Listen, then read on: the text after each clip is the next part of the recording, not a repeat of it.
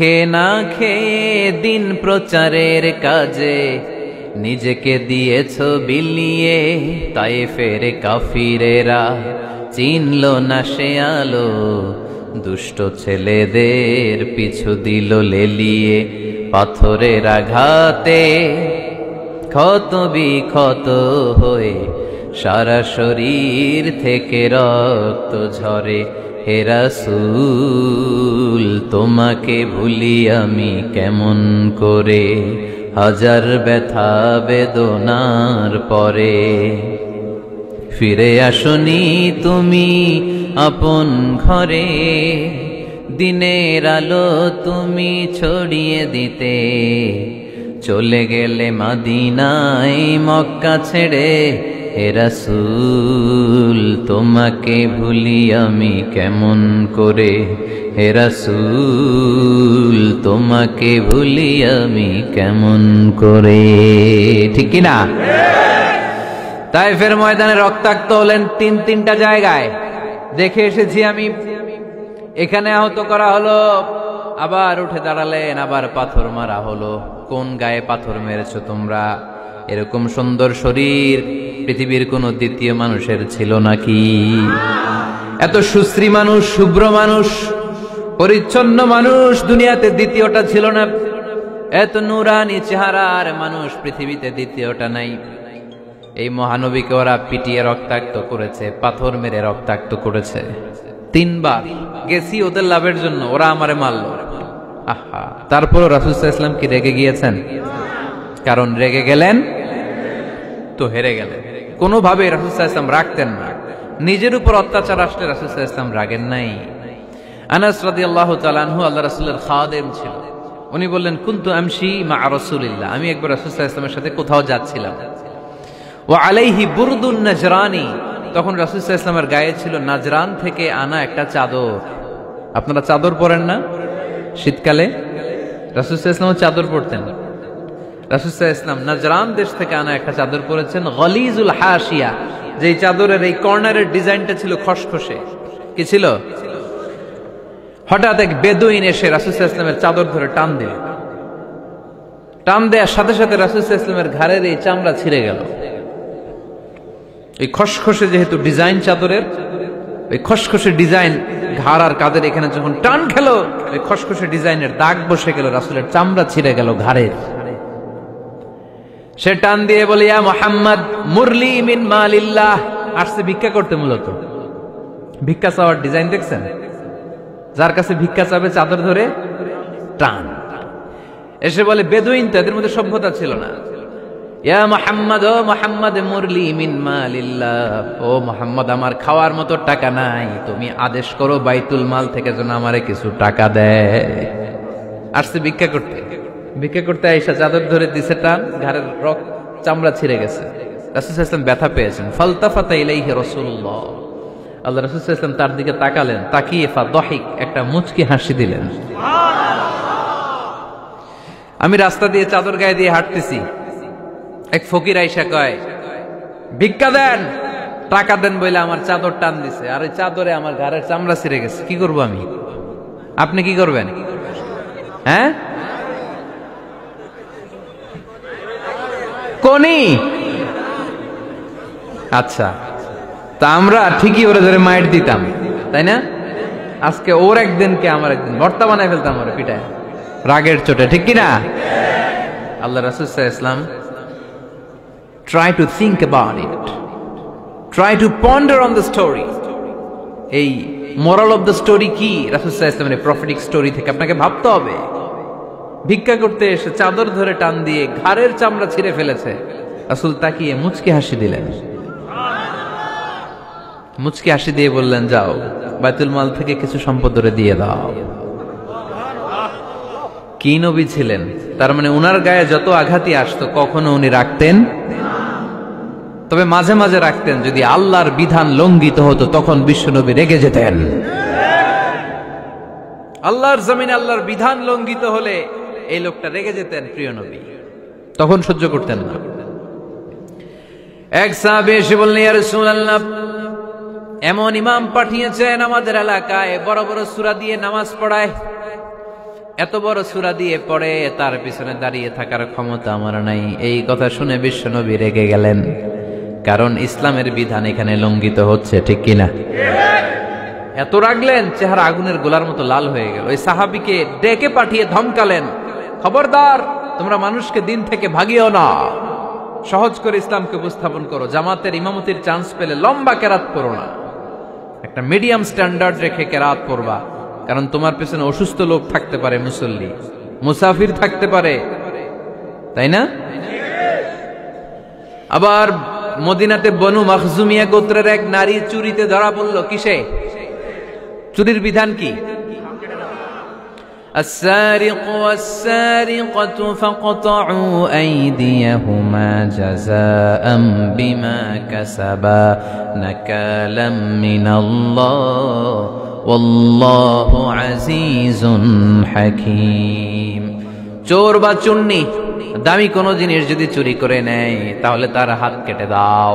If anyone steal something precious from the society, the government should cut down his right hand.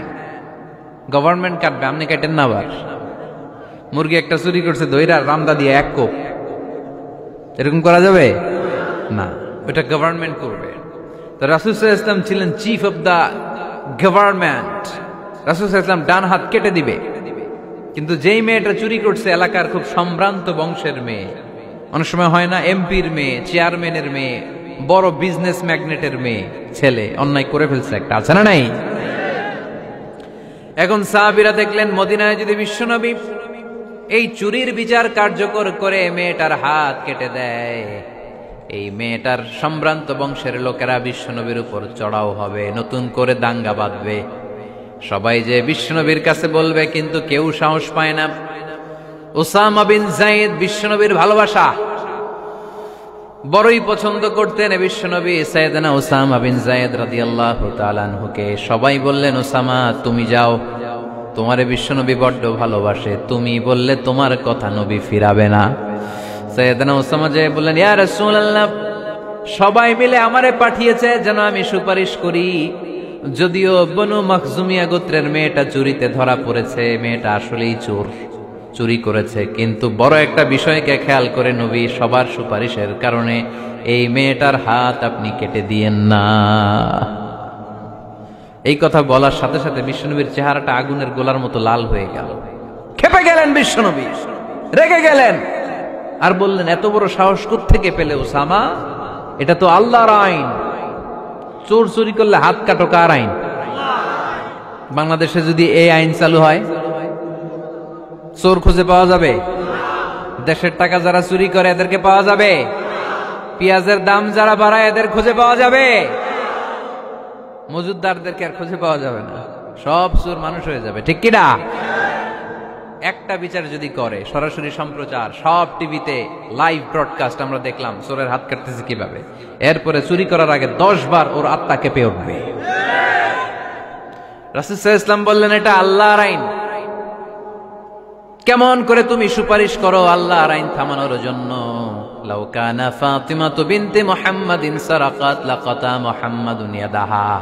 আজকে আমার কলিজার টুকরা নয়নের পুটলি ফাতেমাও যদি চুরিতে ধরা পড়তো, আমি ফাতেমার হাতটা কেটে দিতে 1 সেকেন্ডও দেরি করতাম না। আমার মেয়ে ফাতেমাও যদি চুরি করতো, আমি হাত কেটে দিতে দেরি করতাম।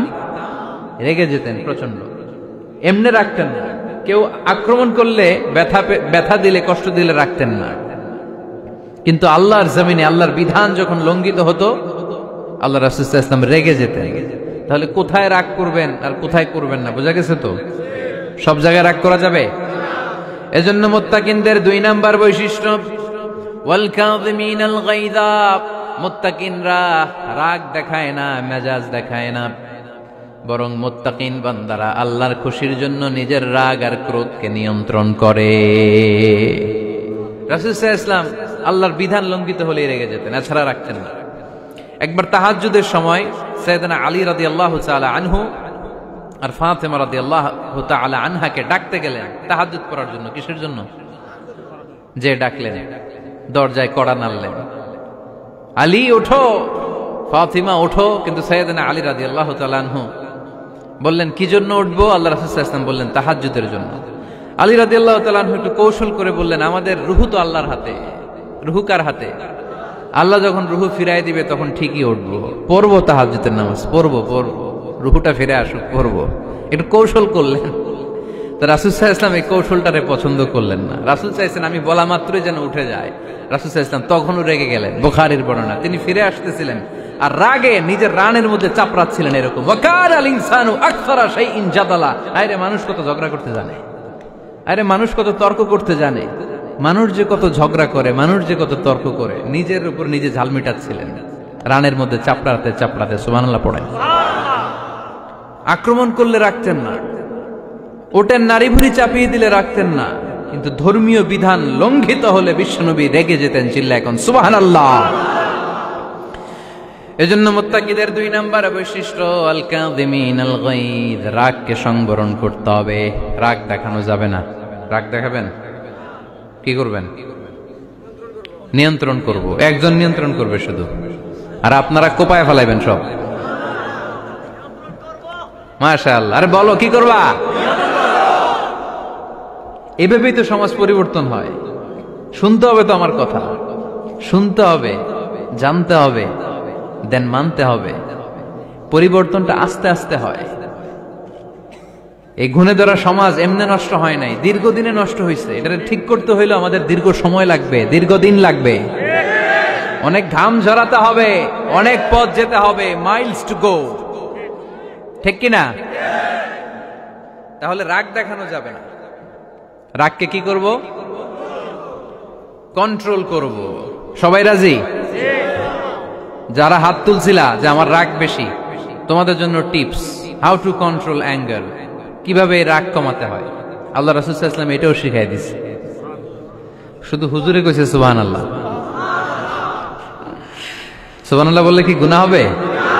একবার সুবহানাল্লাহ বললে আকাশের জমিনের মাঝখানে সব ফাঁকা জায়গাটা সওয়াব দিয়ে ওই সওয়াব আল্লাহ আপনার আমলনামায় ঢুকায় দিবে। খুব চালাক এই এলাকার লোকেরা, সওয়াবের কথা শুই না, লাভ শুই না। সুবহানাল্লাহ, লাভ আছে যেখানে আমরা আছি। তো হাউ টু কন্ট্রোল অ্যাঙ্গার, কিভাবে রাগ থামাবো? যেহেতু মুত্তাকিনদের 2 নম্বর বৈশিষ্ট্য ওয়াল কাযিমিনাল গায়দ, মুত্তাকিদের বৈশিষ্ট্য তারা রাগকে নিয়ন্ত্রণ করে। আল্লাহ রাসূল শিখাই দিলেন, 4টা পদ্ধতি শিখালেন রাগ কমানোর। কয়টা মনে থাকবে? অ্যাপ্লাই করবো এগুলো, দেখবো আজকে থেকে রাগ কমে কিনা। পারা যাবে? 2 সাহাবী বিশ্বনবীর সামনে ঝগড়া লাগলেন, কথা কাটাকাটি, কথার পিঠে কথা, কথার নাম লতা। কথা বলতে বলতে ঝগড়া লাগতে লাগতে এক সাহাবী রেগে মেগে আগুন, মারামারির জন্য উদ্যত হলেন। বিশ্বনবী দেখলেন ওই সাহাবীর চেহারাটা একেবারে আগুনের গোলার মতো লাল হয়ে গিয়েছে।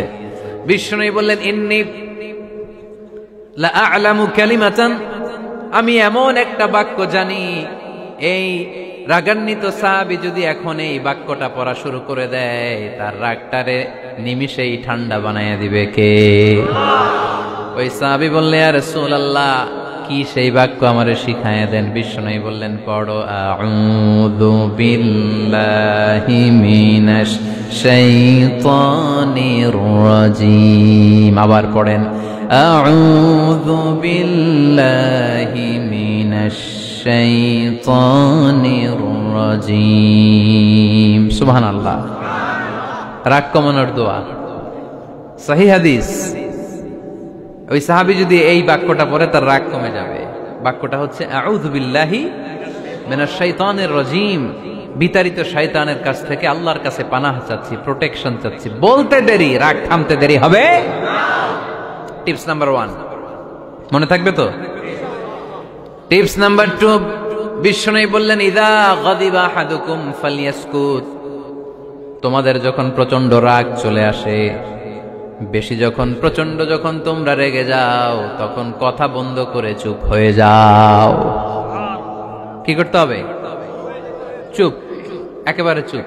অনেকে রাগের সময় গড়গড় করে কি যেন বলতে থাকে, আছে না নাই? রাগে গড়গড় করতে থাকে আর কি যেন বলতে থাকে। যত বলবেন, যত গালি দিবেন, বলে না গালি দেয় না রাগের সময়, অশ্রাব্য ভাষায় অনেকে গালি গালাজ শুরু করে দেয়, আছে না নাই? না, আসুকুত ইদা গাদিবা আহাদুকুম ফালিয়াসকুত। আল্লাহ রাসূল সাল্লাল্লাহু আলাইহি ওয়াসাল্লাম বললেন, যখন তোমাদের কেউ প্রচন্ড রেগে যায় সে তার কথা যেন বন্ধ করে দেয়, চুপ, keep silence, keep quiet, relax, cool. পারবেন? তাহলে প্রথম টিপস কি পড়তে হবে?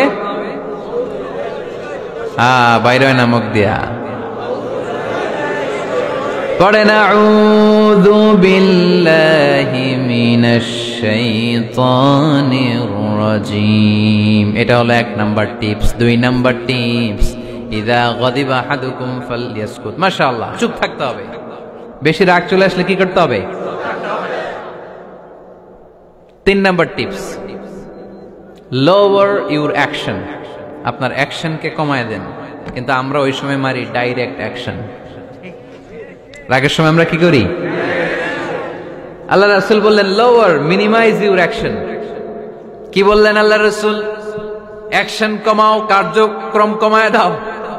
ইযা গাদিবা আহাদুকুম ওয়া হুয়া কাইম ফালিয়াজলিস। দাঁড়ানো অবস্থায় তোমাদের কেউ যদি রেগে যায় সে যেন বসে পড়ে। ফাইন যাহাবা আনহুল গাদাবু ওয়া ইল্লা ফালিয়াত্তাজি। কেউ যদি দাঁড়ানো অবস্থায় রেগে যায় সে যেন বসে পড়ে। বসে থাকার পরেও যদি তার রাগ কমতে না চায় সে যেন শুয়ে পড়ে। তাহলে দাঁড়ানো অবস্থায় রাগ আসলে কি করবেন? বসা অবস্থায় রাগ আসলে, শোয়া অবস্থায় রাগ আসলে চোখ বন্ধ করে ঘুমায় যাবেন। রাগ আসবে আর সুবহানাল্লাহ কইবেন না? কত বড় ফিজিশিয়ান, কত বড় ডাক্তার আল্লাহ রাসূল সাল্লাল্লাহু আলাইহি ওয়াসাল্লাম। সুবহানাল্লাহ পড়েন। কয়টা গেল? কয়টা? 1 নাম্বার কি পড়া? মাশাআল্লাহ। 2 নাম্বার চুপ থাকা। 3 নাম্বার দাঁড়ায় থাকলে বসে যাওয়া, বসা থাকলে পারবেন? 4 নাম্বারটা অনেক মজার টিপস, শুনবেন? আল্লাহ রাসূল সাল্লাল্লাহু আলাইহি ওয়াসাল্লাম বললেন 4 নাম্বার টিপস শোনো। ইন্নাল গাদাবা মিনাশ শাইতান। নিশ্চয়ই রাগ আসে শয়তান থেকে। ওয়া ইন্নাশ শাইতানা খুলিকা মিনান নার। শয়তান তৈরি আগুন থেকে। ওয়া ইন্নান নারা তুতফাউ বিল মা। আগুন নিবানো হয় পানি দিয়ে। ফাইদা গাদিবা আহাদুকুম ফালিয়াতাওয়াদ্দাহ। তাই কারো যখন রাগ খুব বেড়ে যায় সে যেন ঠান্ডা পানি দিয়ে ওযু করে। কি সুন্দর টিপস, কি সুন্দর ফিলোসোফার আল্লাহ রাসূল সাল্লাল্লাহু আলাইহি ওয়াসাল্লাম। কত বড় দার্শনিক ছিলেন তিনি। আল গাদাবু মিনাশ শাইতান, কথার সিকোয়েন্স দেখেন, ওজন দেখেন। আল গাদাবু মিনাশ শাইতান, রাগ আসে শয়তানের থেকে। রাগ এনে দেয় কে? শয়তান। ওয়াশ শাইতানু খুলিকা মিনান নার। শয়তান তৈরি কি থেকে? আগুন থেকে। ওয়ান নারু তুতফাউ বিল মা। আগুন নিবায় কি দিয়ে? ফাইদা গাদিবা আহাদুকুম ফালিয়াতাওয়াদ্দা। তাই তোমাদের কেউ যখন রেগে যায় সে যেন পানি দিয়ে ওযু করে নেয়। পারবেন? ওযু করে ফেলবেন ঠান্ডা পানি দিয়ে। ঠান্ডা পানি মাথায় দিবেন, চোখে পানির ঝাপটা দিবেন। আপনার রাগকে ঠান্ডা করে দিবে কে? তাহলে আওয়াজ করে বলেন রাগ কমানোর 1 নাম্বার ফর্মুলা কি? আউযু বিল্লাহি মিনাশ শাইতানির রাজীম। 2 নাম্বার চুপ থাকা। 3 নাম্বার বসে পড়া, শুয়ে পড়া। 4 নাম্বার ওযু করা। 4 নাম্বার। এই 4টা পদ্ধতিতে আপনি রাগ কমাতে চাইলে আপনার রাগ কমায় দিবে কে? এজন্য আল্লাহ বললেন আমার মুমিন বান্দার 2 নাম্বার গুণ, তারা রাগকে নিয়ন্ত্রণ করে। আল্লাযীনা ইউনফিকুনা ফিস সাররাই ওয়াদ দাররাই ওয়াল কাযিমিনাল গায়য। আমার মুত্তাকিন বান্দাদের প্রথম গুণ সুখে দুঃখে দান করে। মনে আছে? 2 নাম্বার গুণ কি? রাগকে নিয়ন্ত্রণ করে। 3 নাম্বার গুণ হচ্ছে ওয়াল আফিনা আনিন নাস। মানুষকে ক্ষমা করে দেয়। মানুষকে কি করে? আমরা তো ক্ষমা করি না। হ্যাঁ, দইরা আবুইটালা মানে কি? এটার মিনিং কি? ফিশালায়। হ্যাঁ, কি করে? আইকালায়, আইজালায়, আইকালা, আইকালা আঞ্চলিক শব্দ। আঞ্চলিক শব্দগুলো অনেক সুন্দর, এক এক জেলা এক এক রকম। তার মানে আমরা ক্ষমা করতে চাই না, আমরা দইরা আইকালাই। তার মানে আমরা রাগ ঝাড়ি আর কি, ভিতরে যে ক্ষোভ জমা থাকে এগুলো ঝাড়ি, আমরা ক্ষমা করতে চাই না। কিন্তু ভাই মোত্তাকি যদি হতে চান আপনাকে ক্ষমা করে দিতে হবে। কি করবেন? কি করবেন? ক্ষমা করে দেন। আচ্ছা একটু আওয়াজ করে উত্তর দেন। আমরা আল্লাহর কাছে এই যে পাপ করি, অন্যায় করি, মাফ চাই না? ক্ষমা চাই না? আল্লাহ আমাদেরকে ক্ষমা করুক এটা আমরা চাই কি চাই না? আল্লাহ আমাদেরকে ক্ষমা করুক এটা আমরা চাই, কিন্তু আমরা আমাদেরকে ক্ষমা করতে পারি না। যদি আল্লাহর কাছে ক্ষমা পেতে চান তাহলে আগে নিজেরা নিজেদেরকে ক্ষমা করে দেন। আল্লাহ ভুল করছি, আল্লাহ মাফ করে দাও, ক্ষমা করো। আমি ক্ষমা চাইতেছি কিন্তু আমি ক্ষমা করি না আরেকজনকে। তো তুমি ক্ষমা করো না, তুমি ক্ষমা চাও কোন সাহসে? মা যাদাল্লাহু আবদান বিআফবিন ইল্লা ইজ্জান। আল্লাহর হাবিব ফরমান, কোন বান্দা যদি অন্য বান্দারে ক্ষমা করে দেয় আল্লাহ ওই বান্দার মর্যাদা বাড়িয়ে দেয়। ওয়া ইন তা'ফু ওয়া তাসফাহু ওয়া তাগফিরু ফাইন্নাল্লাহা গফুরুর রহিম। তুমি যদি অন্যরে মাফ করে দাও, তুমি যদি অন্যের ভুল ক্ষমা করে দাও, তোমার ভুলগুলো ক্ষমা করে দিবে কে? আল্লাহুম্মা ইন্নাকা আফুন কারীম। কদরের রাত্রে আমরা পড়ি, আল্লাহ তুমি ক্ষমাশীল, তুহিব্বুল আফওয়া, ক্ষমা করাকে তুমি ভালোবাসো। ফাআফু আন্নী, আল্লাহ তুমি আমারে ক্ষমা করে দাও। আল্লাহর ক্ষমার জন্য দিনরাত চোখের পানি ছেড়ে আমরা কাঁদি, কিন্তু অন্যরে ক্ষমা করতে চাই না। কথাটা বুঝতে পারছেন?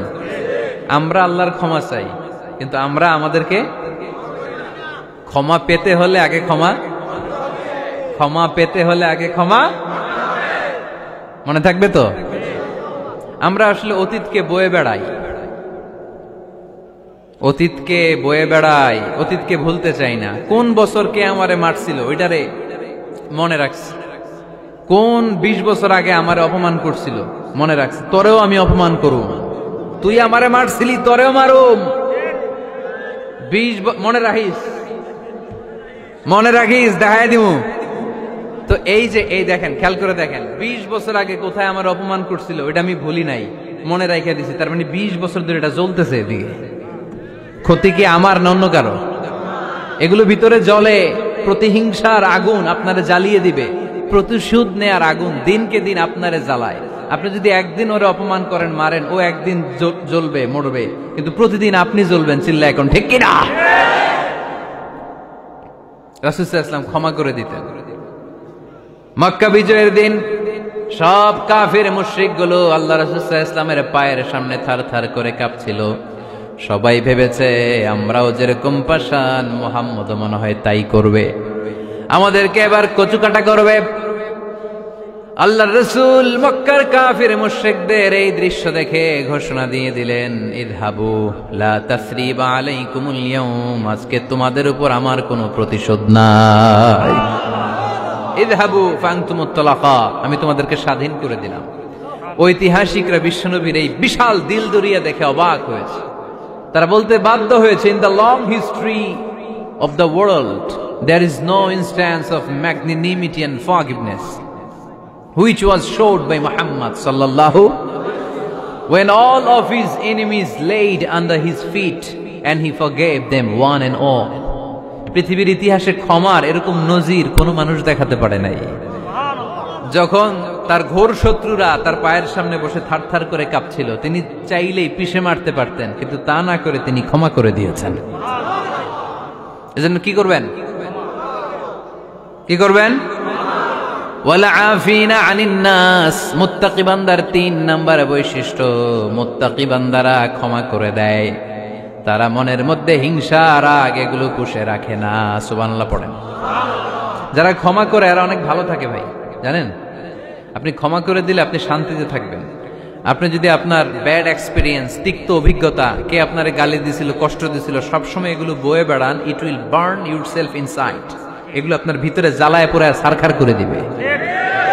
আর যদি ভুলে যান, জায়গায় মাফ করে দেন, তাহলে শোধবোধ সব শেষ, আমি আছি শান্তিতে, ঠিক কিনা? আমরা শান্তি চাই কি চাই না? আমরা অতীতের এই কষ্ট বুকে নিয়ে আর চলতে চাই? সমাধান একটাই, ক্ষমা করে দেন।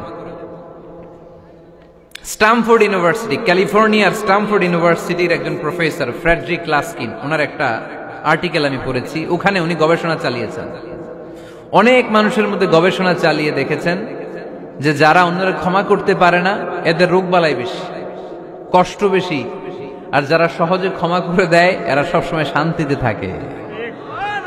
এটা পরীক্ষিত, এটা ওনার একটা রিসার্চ। এরপর আমেরিকাতে একটা স্টেট আছে ম্যাসাচুসেট। এই ম্যাসাচুসেট জেনারেল হসপিটালে একজন পৃথিবী বিখ্যাত সাইকিয়াট্রিস্ট বসে, মনোবিজ্ঞানী, নাম হচ্ছে প্রফেসর হারবার্ট বেনসন। এই হারবার্ট বেনসন উনিও ওনার সব রোগীদেরকে দিয়ে একটা ফর্ম পূরণ করায়। সেখানে উনি কিছু কোশ্চেনার ছুড়ে দেয়, প্রশ্ন করে আর উত্তর নেয়। পরে জরিপ করে উনি দেখতে পেয়েছে ওনার যে সমস্ত রোগীরা মনের ভিতরে রোগ, এই রাগ, এই ক্ষোভ, এই হিংসা বিদ্বেষ এগুলো অন্তরে পুষে রেখেছে, এদের স্ট্রোক করার এবং হার্ট অ্যাটাক করার রেটিংটা বেশি, এরা মেন্টাল স্ট্রেসে ভোগে বেশি। আর যারা সহজে ক্ষমা করে দেয়, মাফ করে দেয়, এদের মধ্যে এই রোগ বালাই নাই। যেরকম সুবহানাল্লাহ। এজন্য আল্লাহ বললেন মুত্তাকিনদের 3 নাম্বার বৈশিষ্ট্য, মুত্তাকিনরা আল্লাহর কাছে যেমনি ক্ষমা চায় তারা নিজেরাও অন্যদেরকে তেমনি ক্ষমা করে দেয়। ওয়াল আফিনা আনিন নাস, আজকে থেকে আমরা মানুষের ক্ষমা করে দিব। কারো জন্য অন্তরে কোনো হিংসা বিদ্বেষ পুষে রাখা যাবে? অনেকে এগুলো ভুলতে চায় না, পেলে পুষে বড় করে, আর ভিতরে খালি জ্বলে। ভিতরে কি করে? এই জ্বালাও পোড়াও আমরা বয়ে বেড়াতে চাই না। মুসনাদে আহমদ ইবনে হাম্বলের হাদিস, চমৎকার একটা ঘটনা। কানগুলো খরগোশের কানের মতো খাড়া করে শোনেন। আল্লাহ রাসূল সাল্লাল্লাহু আলাইহি ওয়াসাল্লাম কোন একটা মজলিসে একজন আনসারী সাহাবীর ব্যাপারে ঘোষণা দিল, বলল এখন যে সাহাবী এসে বসবে সে সাহাবী জান্নাতি। আনসারী সাহাবী এসে বসলো, সবাই তো অবাক, আমাদের কারো ব্যাপারে বিশ্বনবী এই কথা বলল না, এই আনসারী সাহাবী জান্নাতি। আবার কয়েকদিন পরে আরেকটা মজলিসে বিশ্বনবী আবার ঘোষণা দিলেন, এই মুহূর্তে এমন একজন সাহাবী এসে এইখানে বসবে, এই সাহাবীটা জান্নাতি। সবাই খেয়াল করে দেখলো, আগের মজলিসে যেই লোকটাকে বিশ্বনবী জান্নাতি বলে ঘোষণা দিয়েছে, আজকেও ওই সাহাবী এসে ওই জায়গায় বসেছে।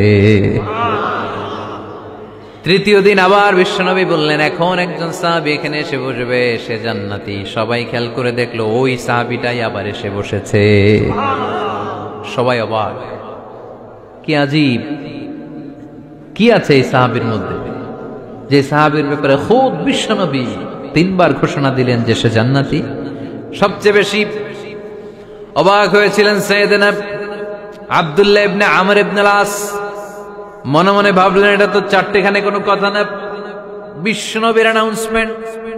দুনিয়ার বুকে বিশ্বনবী 3 বার এই আনসারী সাহাবীকে জান্নাতি বলে ঘোষণা দিয়েছে, নিশ্চয়ই এই সাহাবীর এমন বিশেষ কোন আমল আছে, এমন বিশেষত্ব আছে যেটা আমাদের মধ্যে নাই। যেমন করেই হোক এই সাহাবীর ভেতরের সব খবর আমার জানতে হবে। সাইয়েদনা আব্দুল্লাহ ইবনে আমর ইবনে আস একবার পরিকল্পনা করে ওই সাহাবীর বাড়িতে চলে গেলেন, যে বললেন, ভাই আমার আব্বার সাথে কয়েকদিন ধরে ঝগড়া, আমার ঘরে থাকতে মন চাচ্ছে না, তোমার বাসায় মেহমান হয়ে এসেছি, যদি তুমি অনুমতি দাও তোমার বাড়িতে 3 দিন মেহমান হয়ে আমি থাকতে চাই। কয়দিন? শুনতেছেন? বুঝতেছেন? কষ্ট হচ্ছে না তো? ওই আনসারী সাহাবী বলে, আহলান ওয়া সাহলান, খুশ আমদেদ, এ আমার সৌভাগ্য, আমার মেহমান হয়ে আপনি থাকবেন, আসেন আমার ঘরে থাকেন, এই ঘরে আমি থাকি, আর এই ঘরটা মেহমান হিসেবে আপনারে দিয়ে দিলাম, থাকেন। এবার আব্দুল্লাহ ইবনে আমর ইবনে আস খুব ভালোভাবে ফলো করতে লাগলেন, কখন এই আনসারী সাহাবী কি করে। 1 দিন, 2 দিন, 3 দিন পর্যন্ত ফলো করার পরে সাইয়েদনা আব্দুল্লাহ ইবনে আমর ইবনে আস এমন কোন বিশেষ আমল এই সাহাবীর মধ্যে খুঁজে পায় নাই। 3 দিন গভীরভাবে পর্যবেক্ষণ, অবজারভেশনের পরে বিশেষ কোনো আমল ওনার চোখে পড়ে নাই। এবার 3 দিন পরে তো চলে যাবার পালা, ঠিক কিনা? এবার তিনি সোজা সাপটা আনসারী সাহাবীর কাছে যে ভিতরের কথা খুলে বলে ফেললেন, বললেন, ও ভাই, আসলে আমার বাবার সাথে এমন বড় কোনো ঝগড়া আমার হয় নাই যে কারণে বাড়ি থেকে বের হয়ে তোমার মেহমান আমার হওয়া লাগবে। আমি বিশেষ এক উদ্দেশ্যে এসেছি। কি উদ্দেশ্য? আব্দুল্লাহ ইবনে আমর ইবনে আল আস এবার বলতে আরম্ভ করলেন, আমরা খেয়াল করেছি তিনটা মজলিসে বিষ্ণু ঈসা ইসলাম তোমাকে জান্নাতি বলে ঘোষণা করেছে। তাই আমি জানার জন্য এসেছি তুমি এমন কি আমল করো যে কারণে বিশ্বনবী ঘোষণা দিলেন যে তুমি জান্নাতি। কি এমন বিশেষ আমল আছে তোমার, আমার একটু বলো, আমি ওই আমল করে জান্নাতি হতে চাই। আল্লাহু আকবার। এবার আনসারী সাহাবী মুখ খুললেন। উনি বললেন, ও ভাই আব্দুল্লাহ ইবনে আমর ইবনে আল আস, এমন কোন বিশেষ আমল আমার নাই। হালাল পন্থায় রুজি করি, ব্যবসা করি, নামাজের সময় নামাজ পড়ি, রাতে এসে ঘুমিয়ে যাই, ফজরের আগ দিয়ে উঠে তাহাজ্জুদ করি, সময় মতো জিকির আজকার করি, কোরআন তেলাওয়াত করি, কিছু দান সদকা করি। সবাই যা করে আমিও তাই করি।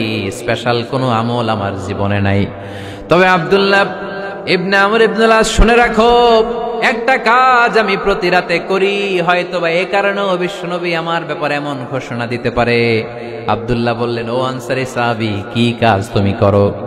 এবার আনসারী সাহাবী বলতে লাগলেন, প্রতি রাতে যখন আমি আমার বিছানায় ঘুমোতে যাই, আমি কারো ব্যাপারে কোনো রাগ, কোনো হিংসা, কোনো ক্ষোভ অন্তরে নিয়ে ঘুমাতে যাই না।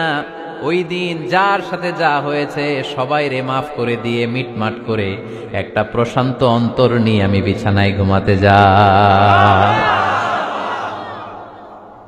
ওই দিনে কেউ আমার গালি দিছে, কেউ আমার বকা দিছে, কেউ আমার বিরুদ্ধে মিছিল করছে, উল্টা পাল্টা যে যাই করুক না কেন, আমি কিচ্ছু মনে রাখি না। আউবি ইলা ফিরাশি, আমি এমন ভাবে আমার বিছানায় যাই, ওয়ালাইসা ফি কলবি হিকদুন আলা আহাদ, এমন অবস্থায় আমি শুয়ে পড়ি যে আমার হৃদয়ে কারো ব্যাপারে আমার হৃদয়ে কোনো ক্ষোভ নাই, কোনো হিংসা নাই, কোনো অহংকার নাই। সব রাগ ক্ষোভ ভুলে গিয়ে সবাইকে ক্ষমা করে দিয়ে আমি বিছানায় ঘুমাতে যাই। এজন্যই বিশ্বনবী এই সাহাবীকে তিনটা মজলিসের ভরা মজলিসের মধ্যে জান্নাতি বলে ঘোষণা করেছে। এই হাদিস থেকে শিক্ষা হলো, আমরাও যদি প্রতি রাতে বিছানায় ঘুমোতে যাওয়ার আগে সবাই রে মাফ করে দিয়ে মনের যত ক্ষোভ জ্বালা যন্ত্রণা আছে সব ভুলে যে বিছানায় ঘুমাতে পারি, এই সাহাবীর মতো আমাদেরকেও জান্নাতি হিসেবে কবুল করবে কে? পারবেন আজকে থেকে? বিছানায় যাওয়ার আগে কি করবেন? আজকে সবাই রে মাফ করে দেব। যে আমার উপর জুলুম করছে ওই বিচার আল্লাহ করবে। কে কি বললো ওটা দেখার দরকার নাই। কারো ব্যাপারে কোনো ক্ষোভ, কোনো তিক্ত অভিজ্ঞতা, জ্বালা যন্ত্রণা অন্তরে রাখবেন? রাখলে লাভ না লস? এটা আরো জ্বালা দিবে আমারে, এটা আরো ভেতর থেকে কষ্ট দিবে। It will burn me inside, ভিতরে জ্বালিয়ে পুড়িয়ে শেষ করে দিবে। এগুলো বয়ে বেড়াতে চাই না আমি সব মাফ করে দিতে চাই। চিল্লায় বলো ঠিক কিনা? এজন্য আল্লাহ বললেন, আমার মুত্তাকিন বান্দাদের 3 নাম্বার বৈশিষ্ট্য, তারা অন্যের প্রতি রাগ ক্ষোভ অন্তরে পুষে রাখে না। অন্তরে রাগ ক্ষোভ জ্বালা পেলে পুষে রাখে না, বরং সবাইকে মুত্তাকি বান্দারা ক্ষমা করে দেয়। পারা যাবে? কি করবেন? ক্ষমা করব। কি করবেন? 3টা গেল, আর কয়টা? 2 মিনিটে শেষ করে দেবেন ইনশাআল্লাহ। মোট মুত্তাকিনদের বৈশিষ্ট্য কয়টা? হ্যাঁ, গেছে কয়টা? 1 নম্বরটা কি ছিল বলেন? মাশাআল্লাহ, সুখে দুঃখে, সুখে দুঃখে সবসময় দান করা। 2 নাম্বার, রাগকে নিয়ন্ত্রণ করা। 3 নাম্বার, ক্ষমা করে দেয়া। এই কাজগুলো যারা করে তাদেরকে আল্লাহ পছন্দ করে। আল্লাহ বললেন, ওয়াল্লাহু ইউহিব্বুল মুহসিনিন, অন্যের প্রতি যারা ইহসান করে তাদেরকে পছন্দ করে কে? আল্লাহ। মুত্তাকিনদের 4 নাম্বার বৈশিষ্ট্য, ওয়াল্লাযীনা ইযা ফাআলু ফাহিশাতান আও যালামু আনফুসাহুম যাকারুল্লাহা ফাস্তাগফিরু লিযুনুবিহিম ওয়া মান ইয়াগফিরুয যুনুবা ইল্লাল্লাহ। সুবহানাল্লাহ। 4 নাম্বার বৈশিষ্ট্য, মুত্তাকিরা যদি কোনো অশ্লীল কাজ করে, অশ্লীল কাজ হয়ে যেতে পারে না? যুবক ভাইরা, তোমাদের ওয়াজ, ভুল হইতে পারে। ভুল করে পরকীয়ায় জড়ায় গেছো, বিবাহ বহির্ভূত সম্পর্কে জড়ায় গেছো, খারাপ সম্পর্কে জড়ায় গেছে কেউ, অশ্লীল কাজ করে ফেলছে, ব্লু ফিল্ম দেখে ফেলছে, নিজের উপর নিজে জুলুম করে ফেলছে, ক্ষমার দরজা মনে হয় বন্ধ। হ্যাঁ, খোলা আছে না নাই? আল্লাহ বললেন আল্লাযীনা ইযা ফাআলু ফাহিশাতান আও যালামু আনফুসাহুম, মুত্তাকিনরা যেহেতু মানুষ, ভুল তাদের হতেই পারে, ভুলের ঊর্ধ্বে কেউ না, ঠিক কি না? মুত্তাকিনরা যদি ভুল করে ফেলে, অন্যায় করে ফেলে, অশ্লীল কাজ করে ফেলে, স্মরণ হওয়া মাত্রই যাকারুল্লাহ, তারা আল্লাহর স্মরণ করে। They return back to their lord, তারা আল্লাহর দিকে ফিরে আসে, তারা পাপের জন্য অনুতপ্ত হয়। কারণ সবাই পাপী, কথা কন। পাপ করেন নাই এরকম আল্লাহর ওলি কারা কারা দেখি? পিছনেও নাই। পৃথিবী না জানো আমি তো জানি, পৃথিবী না জানো আমি তো জানি।